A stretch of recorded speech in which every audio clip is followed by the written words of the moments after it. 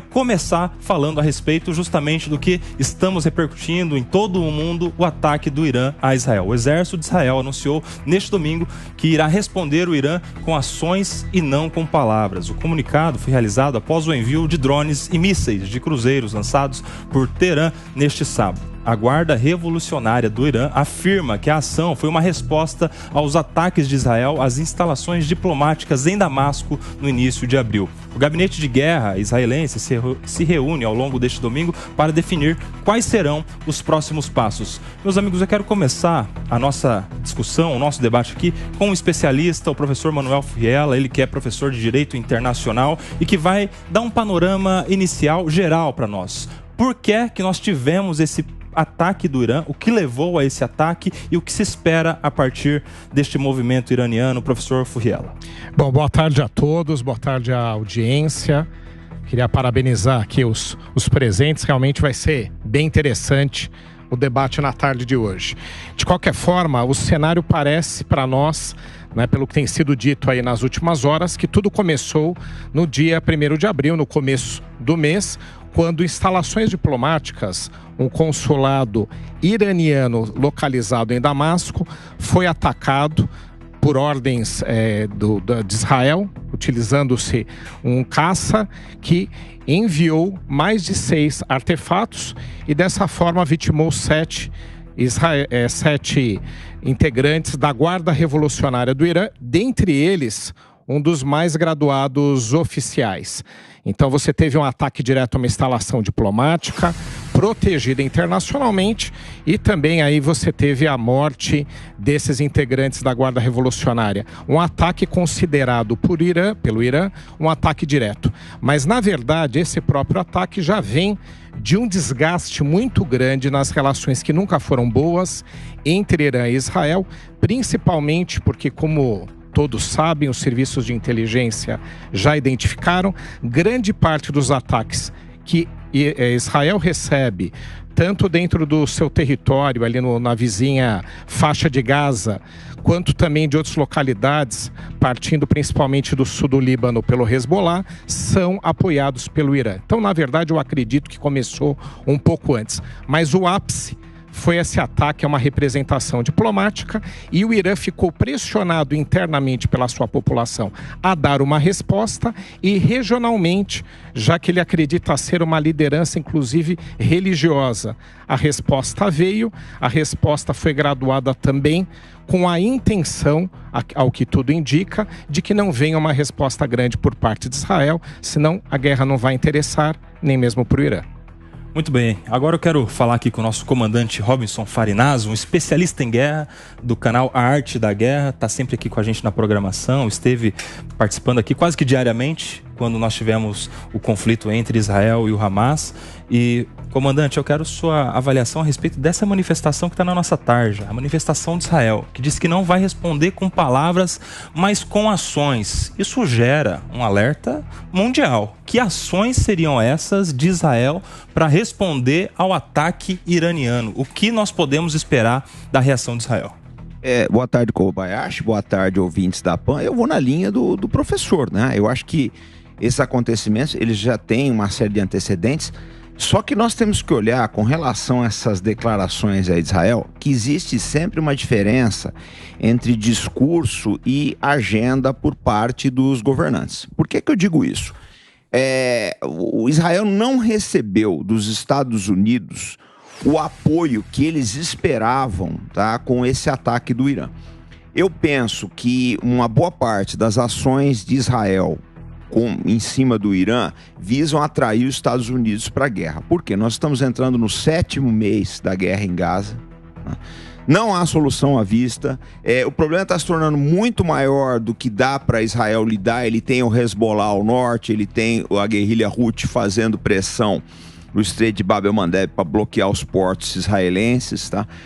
Tem o próprio problema de Gaza, que também não saiu do lugar, então a solução seria atrair os Estados Unidos. Mas a reação do presidente Biden foi morna. Eu acho que na cabeça do Biden, até porque ele vai enfrentar aí muitas pressões eleitorais nesse ano, na cabeça dele, se essa situação piorar, a questão eleitoral para ele vai ficar muito mais complicada. Então, eu não sei qual vai ser a resposta de Israel. Por que que a gente diz isso?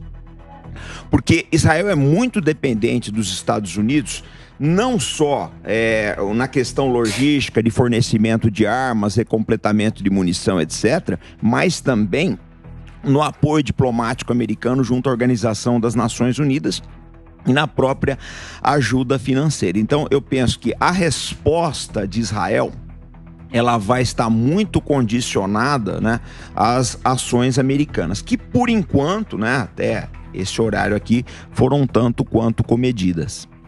Professor Filhela, você concorda com a linha do comandante Farinaso? E o que esperar agora dos Estados Unidos? A pergunta era o que esperar dessa reação de Israel, e a gente escala aqui para uma participação americana. O que esperar dos Estados Unidos, que vive esse período pré-eleitoral, a situação do Biden olhando para dentro de casa? Agora, será que isso vai influenciar na tomada de decisão? Qual a sua avaliação?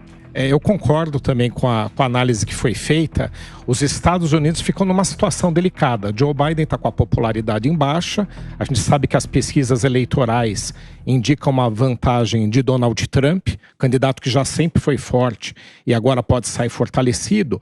E o calcanhar de Aquiles da gestão Biden, um deles, na verdade, é a atuação internacional sempre muito criticada nos episódios principais que nós temos, tanto nesse conflito de Israel, quanto também em relação ao da Ucrânia e principalmente com aquela desocupação desordenada do Afeganistão, que realmente repercutiu muito negativamente. Então, qualquer decisão internacional é extremamente delicada.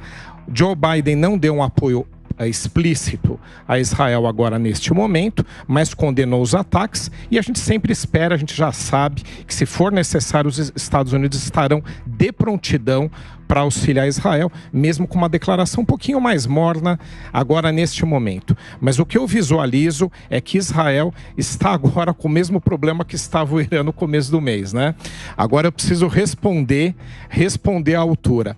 O Irã ficou avaliando que resposta ia dar, porque também não quer entrar, por óbvio, em guerra com Israel, que não interessa para eles, aliás, para ninguém, e agora está com a mesma situação Israel.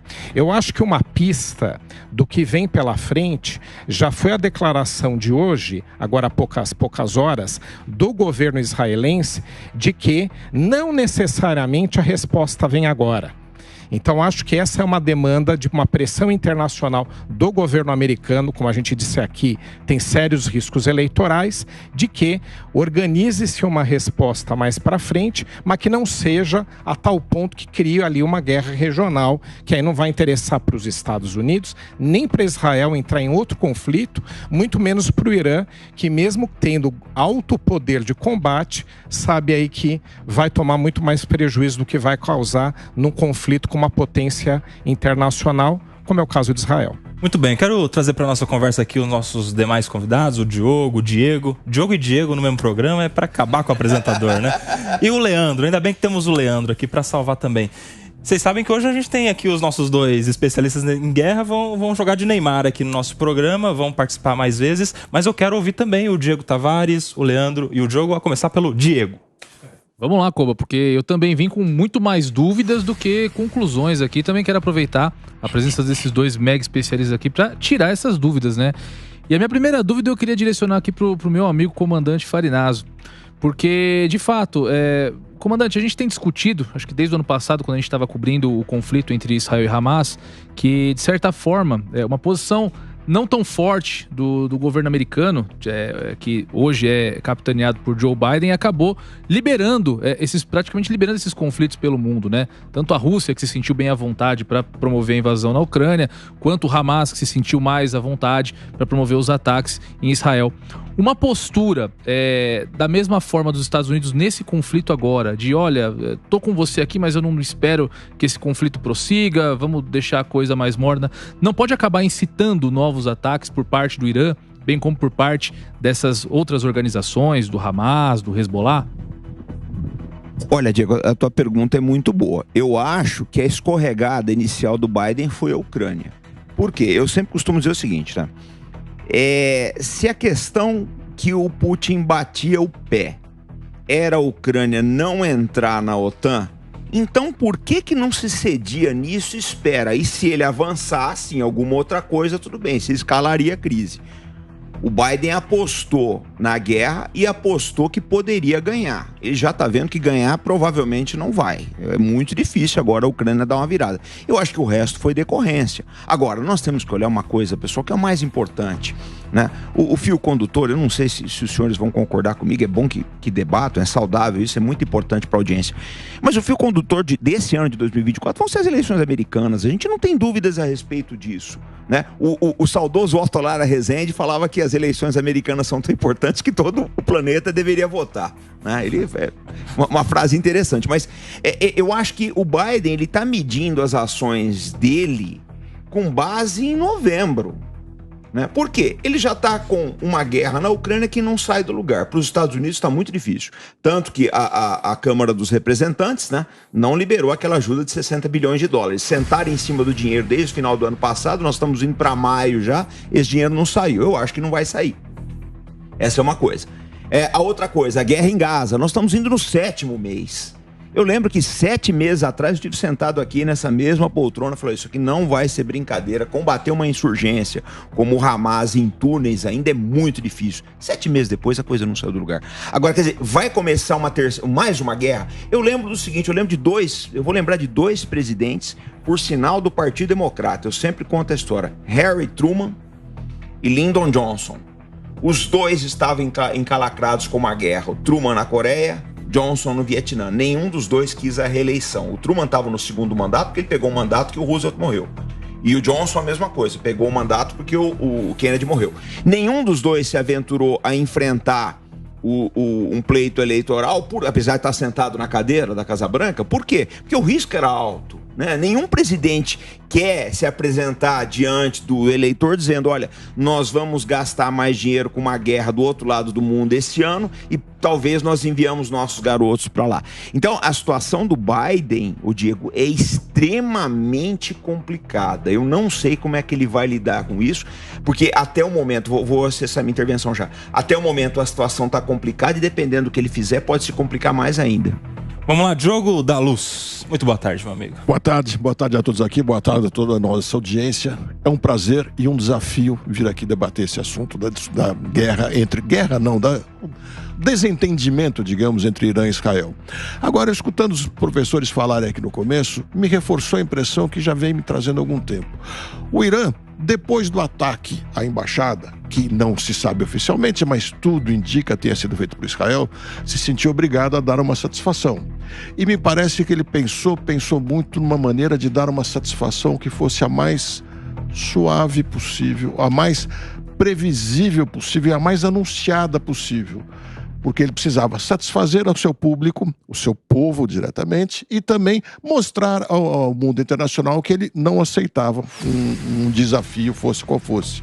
Me chamou muito a atenção o fato das imagens que nós vimos, uma pirotecnia sobre Teherã quando saíram os drones.